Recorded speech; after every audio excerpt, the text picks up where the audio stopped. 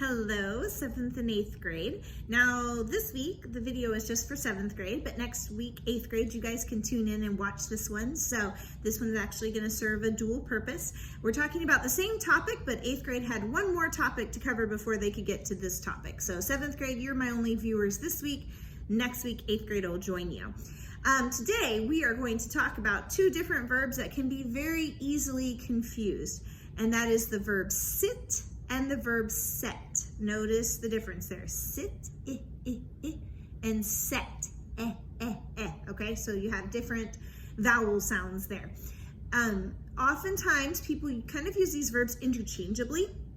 They cannot be used interchangeably. They mean two completely different things, and they need to be treated completely differently.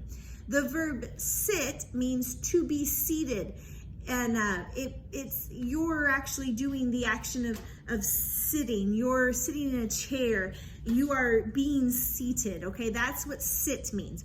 And it has the four principal parts, which I'm gonna show you here. So the first part is sit. The present participle would be sitting. The past is sat.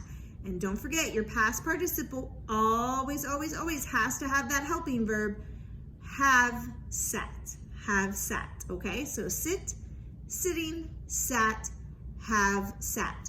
The only time you should be using this particular verb is when you're actually talking about you doing the sitting, you physically sitting down, or talking about someone else physically sitting down.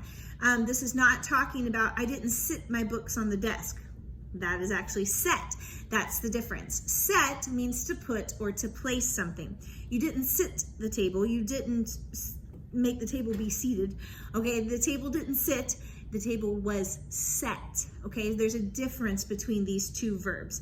And oftentimes it's hard to hear all of it, but it's what we're doing, okay? So sit and set. The verb means to be seated is sit. To be put or place is set. And these are your principal parts of set. Set, setting, set, have set. Set, setting, set, have set, okay? Those aren't very different. They're all pretty close together. So those are your different principal parts of those two verbs. For instance, Kyle likes to sit in his treehouse, but he set the vase on the porch. There's a difference there. One, Kyle is actually doing the sitting. He's bending his legs and sitting down. The other one, he's taking a vase and setting it on a table. That's different. That's the difference between those two verbs. So you need to watch very carefully how these two verbs are being used. Is the subject or the person or whatever's happening in the sentence, are they actually sitting, or are they putting or placing something?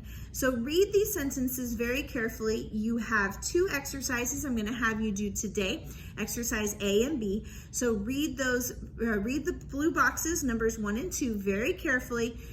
Watch this video as many times as you need to help give you the extra points or to help give you the extra pointers to help you understand a little bit better, and then do exercises A and B, okay? I hope you guys have a good rest of your day, and I will see you next time.